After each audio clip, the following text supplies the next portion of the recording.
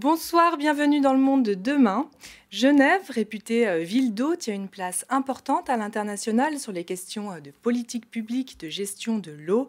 93% de la population genevoise consomme quotidiennement l'eau du robinet, provenant principalement du Léman, une ressource précieuse de plus en plus impactée par les changements climatiques. Entre inondations et sécheresse, comment garantir une eau de qualité? Quelles sont les innovations dans ce domaine et comment repenser l'écosystème? Reportage Colline Hutz et Nicolas Grangier. Elle fait tellement partie de notre quotidien qu'on en oublie son cycle de vie. Elle, c'est l'eau potable. Et à Genève, on peut en être fier, elle est jusqu'à 1000 fois plus écologique que l'eau en bouteille. Les services industriels sont responsables de sa qualité sur tout le réseau public. L'eau potable est manifestement la denrée alimentaire la plus contrôlée.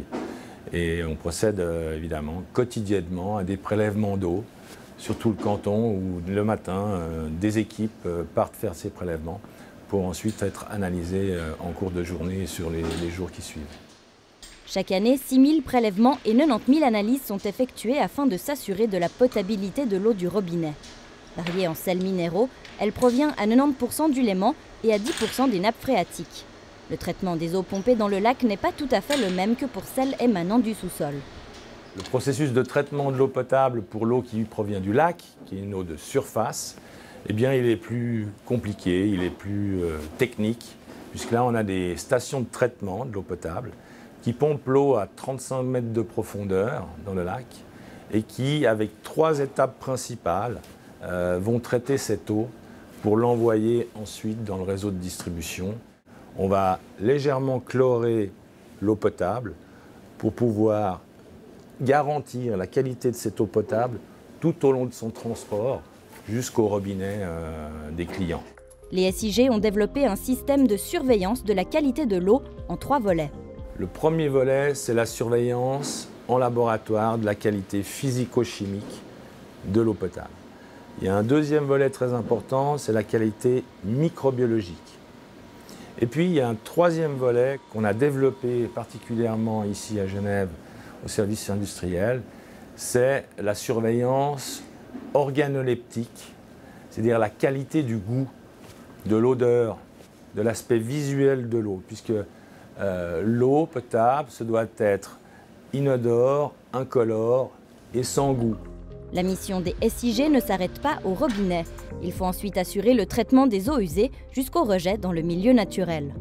Le premier élément, c'est d'avoir un réseau d'assainissement, c'est-à-dire un réseau de collecte et de transport des eaux usées qui soit performant pour pouvoir conduire toutes ces eaux à traiter dans nos stations d'épuration. Et ensuite, eh bien évidemment, on va pouvoir remettre cette eau usée qui ne l'est plus, qui a été nettoyée, assainie, dans le milieu naturel d'où on l'a prélevée initialement. Notons que Genève est dotée de 4 stations d'épuration, dont celle d'Aïr, l'une des plus grandes de Suisse. L'eau n'est pas seulement une ressource naturelle, c'est une source d'inspiration pour des projets d'avenir. C'est le cas de Sur les vagues, développé par l'architecte paysagiste Alice Duvert. Elle a imaginé des îlots flottants et mobiles sur le Léman pour favoriser l'accès au lac. Car aujourd'hui, seuls 7% des rives sont accessibles comme plage publique. L'intérêt de ces surfaces flottantes, c'est qu'on n'opère pas par remblai. Donc pour les générations futures, il n'y a pas d'impact sur la topographie profonde du lac. Si on veut bouger entièrement le parc, c'est possible. Si on veut changer complètement les usages, c'est possible. Faciliter la baignade n'est pas le seul intérêt de ces plateformes. Elles pourraient également servir à la conservation d'espèces végétales menacées. Pour certains végétaux, notamment certaines fleurs, par exemple la litorelle a une fleur, les plateformes flottantes pourraient proposer un milieu nouveau, de conservation, qui permettent de recréer le cycle naturel de l'eau, à savoir être immergé sous l'eau l'hiver et être émergé et pouvoir fleurir l'été. Alors qu'aujourd'hui, avec les barrages électriques, le niveau du lac fait l'inverse. Genève offre un contexte favorable à ce type de réalisation, grâce à la présence de l'EPIA et à l'appui d'incubateurs de jeunes pousses.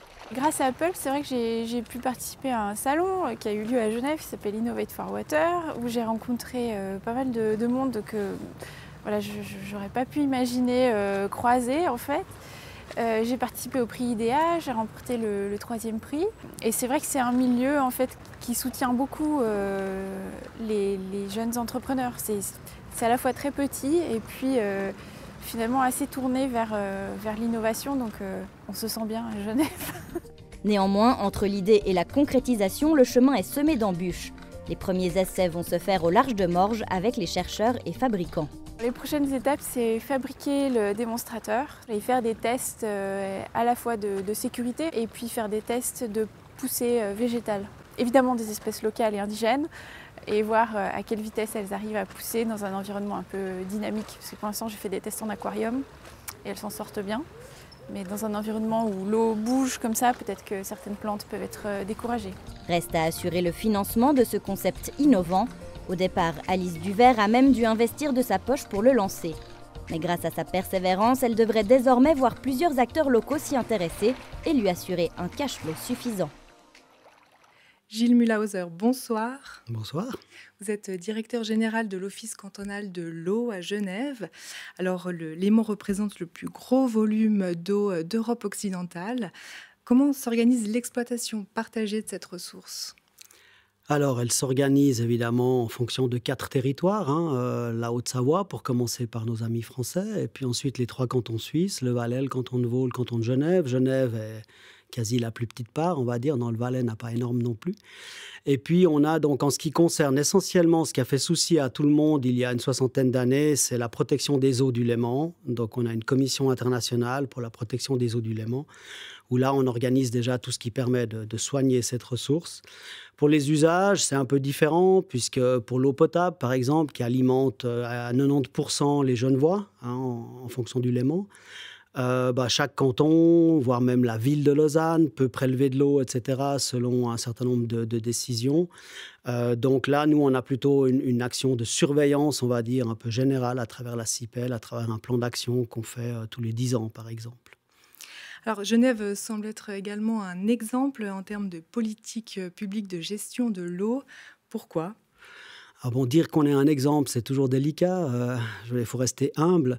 Je pense que Genève a deux avantages, 2 bénéfices importants. D'abord, c'est une ville internationale avec évidemment énormément d'organisations internationales qui ont leur siège à Genève, et en particulier en ce qui concerne la politique de l'eau, pas mal d'ONG et de programmes des Nations Unies en fait, qui s'occupent de répartir correctement cette ressource au niveau de la planète, de mener les actions nécessaires, etc. Et puis d'un autre côté, on est évidemment à la sortie d'un château d'eau, le château d'eau de l'Europe, il y en a d'autres ailleurs dans le monde. Donc on a une responsabilité particulière de gérer beaucoup d'eau, on va dire pour l'instant. Partant de là, on ne peut pas faire n'importe quoi à partir du moment où on a la chance d'en avoir beaucoup. Et quels sont les plus grands défis liés à l'eau aujourd'hui ? Alors les défis, je pourrais vous en citer 6 ou 7. On va peut-être se concentrer sur 2 ou 3 d'entre eux. Le premier, je pense, c'est vraiment d'assurer la qualité de l'eau. On a des produits chaque année nouveaux, des molécules en fait développées par la chimie qui sont chaque année nouvelles, homologuées, mais on ne connaît pas forcément tous les effets sur les organismes vivants, sauvages ou l'homme. Donc partant de là, vraiment un des premiers enjeux, c'est de garantir la manière dont toute la chimie de l'eau va continuer évidemment à alimenter les organismes vivants et la santé humaine en particulier. Après, on a tout ce qui est lié évidemment au changement climatique, où là, vous avez soit trop peu. C'est-à-dire, soit vous avez des inondations au moment où vous ne les attendiez pas, et puis vous avez le temps où il y a trop peu.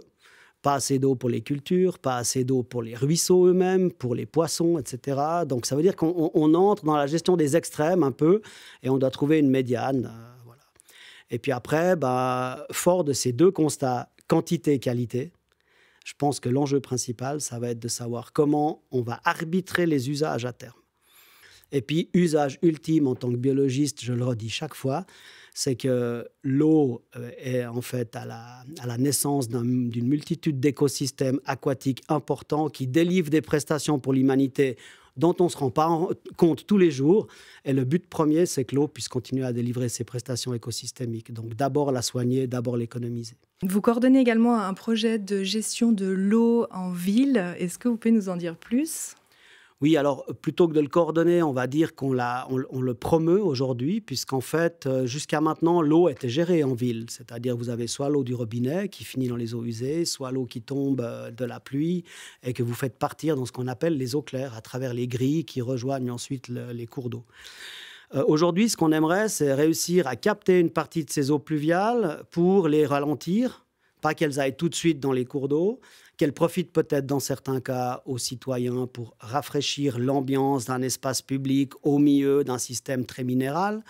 Donc il y a plein de réflexions qui se font aujourd'hui et un office comme l'Office cantonal de l'eau, son premier rôle, c'est de dire, bah voilà, il y a des bonnes pratiques qui ont été inventées dans telle commune, par tel particulier et autres. On vous les fait connaître et puis qu'un maximum de gens s'en saisissent pour qu'on économise sur ce cycle de l'eau. Un message pour les futures générations? Alors, en tant que biologiste, ce que j'aimerais, et en tant que personne qui s'inspire au quotidien en fait, des lacs et des fleuves, j'aimerais que chacun puisse établir sa relation en fait, avec un cours d'eau ou avec un fleuve, parce que quand chacun d'entre nous arrive à comprendre ce que c'est que d'être en relation directe avec l'eau, que ce soit en se baignant, en peignant, en s'inspirant pour la musique, je pense qu'on a une considération pour l'eau qui est très différente. Ce qu'ont aussi ceux qui l'exploitent, on va dire. Mais il faut qu'on ait un maximum d'histoires autour de l'eau, autour des fleuves, autour du lac qui se racontent. Puis quand on nourra la gerbe de toutes les histoires que chacun d'entre nous sera capable de raconter, on pourra commencer de parler de ce qu'on appelle la personnalité juridique des fleuves et des lacs, puisque là, on aura quelque chose, mettons, qui parle de soi-même sans que ce soit forcément un acte juridique. Gilles Mellhauser, merci beaucoup. Merci à vous. Merci à vous de nous avoir suivis et on se retrouve tout prochainement sur Les Monts Bleus.